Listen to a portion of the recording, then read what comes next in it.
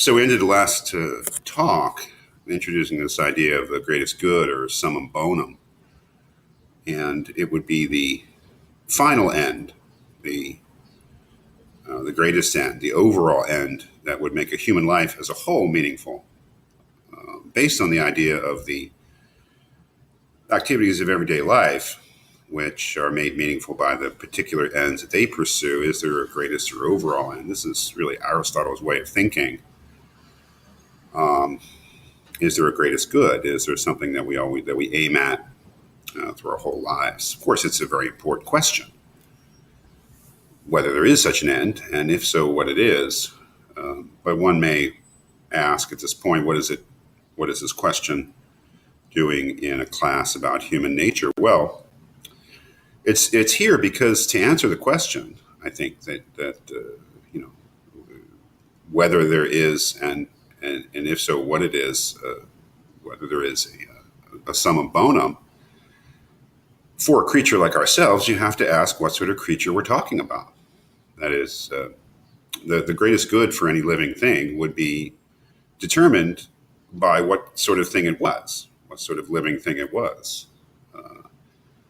We could maybe reconstruct Plato in saying that, the pursuit of knowledge is ultimately the goal of every human being, because we are essentially rational creatures. Right? We could answer the question in different ways, right? If we had said we were essentially desiring creatures, then we'd have a different end or a different goal of life, maybe maximization of pleasure. In any case, to answer the question of the greatest good for a creature, we have to come up with answers about what sort of creature it is. And if we apply that to ourselves, that is, we'd have to come up with a theory of human nature.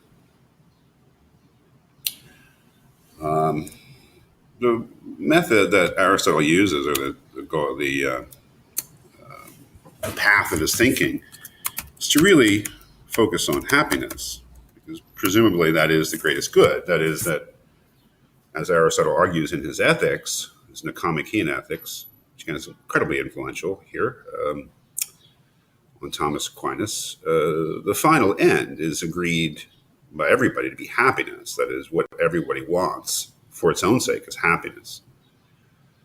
But that just raises the further question, what happiness is, what human happiness is. What is it that makes human beings happy? And then we're into a whole discussion of different sorts of happiness, different levels of happiness, because different things make different people happy. Is there a deeper happiness that is possible for a human being, even though there are lesser happinesses that are possible for other human beings? Can we say definitively that there is one activity that makes human beings truly happy? Well, that's really the direction that Thomas is going in. It's all complicated, of course, by his Christianity, view of the world, which is not all that different from the pagan philosophers like Aristotle, insofar as Aristotle was a monotheist. At the end of the day, he believed in one God, one creator of the universe, and one force, perfect being that kept the universe going and that everything was directed towards. That idea is taken over wholesale by Thomas, but he's a Christian, so he has, of course, particular beliefs too, and it's complicated. But as we'll see, the question of happiness again refers back to what sort of creatures we are. I mean, what is it that truly makes us happy? In what does our ultimate happiness consist?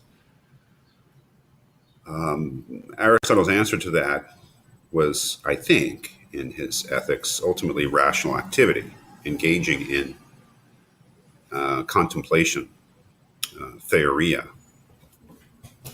That is, to simplify, kind of everything is simplified when we try to talk this way, but Aristotle will say that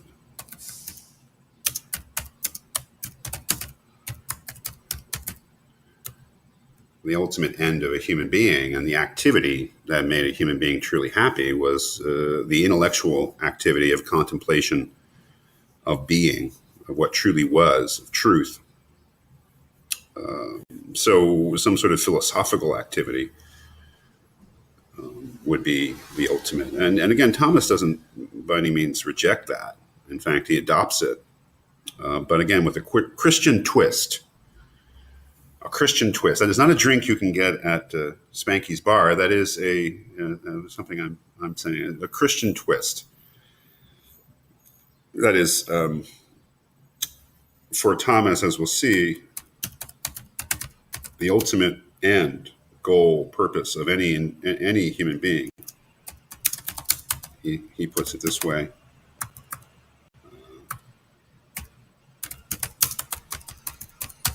It's contemplation of the divine essence, which is basically being with God, I think, knowing God in the fullest way. That a human being can be understood as a creature who has many ends, many purposes. Living a human life is a very complex thing.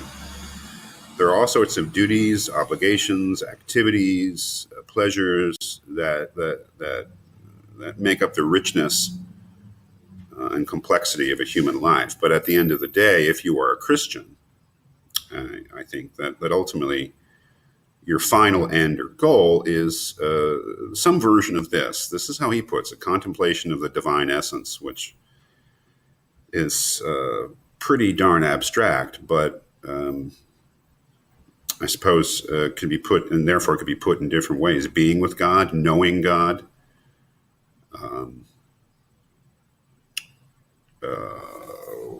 I guess, St. Paul is the one who said that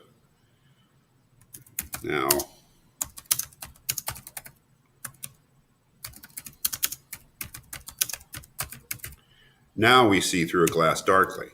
That is, human beings in their earthly life can know God in a murky, incomplete, and ultimately unfulfilling way because of the limitations of our being as earthly creatures. Now we see through a glass darkly. We can only know God in an incomplete way. Yet we know intuitively, I think Paul and Thomas Aquinas would say, we know intuitively that knowing God is our ultimate goal as individual creatures created by God for a purpose, which is ultimately to be with him, I think. Now we see through a glass darkly. But then Paul said, but then face to face. And I think the idea is that then face to face is what Thomas means by contemplation of the divine essence. That is, the then is when we have left our earthly existence, when we have, in one way or another, transcended the limits of being an earthly creature with our limited intellect and limited abilities. We will know God in completeness. And I guess ultimately, Thomas is saying is that contemplation,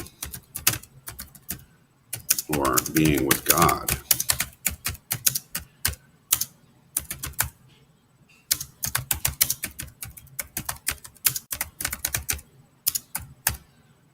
a little ungrammatical here, but who cares? That contemplation, or being with God, is what true happiness consists of. And one may say it's complex here because I want to say true human happiness, but at that point we would have transcended the limits that are associated with our humanity, right? That contemplation or being with God is what true happiness consists of. And it is kind of an extra human happiness, isn't it? There's something supernatural about it. But there's something supernatural about Christianity. So this is just a very broad overview of not the details of the reading, which are fascinating, but I think of an overview of the ultimate framework that Thomas is thinking in. Hopefully it'll be of some use in actually looking through the details of the text.